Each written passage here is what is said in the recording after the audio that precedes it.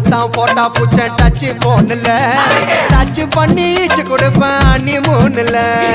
கூடத்தான் போட்டா பூச்ச டச் போன்ல டச் பண்ணி ஈச்சு கொடுப்பேன் அண்ணி மூணுல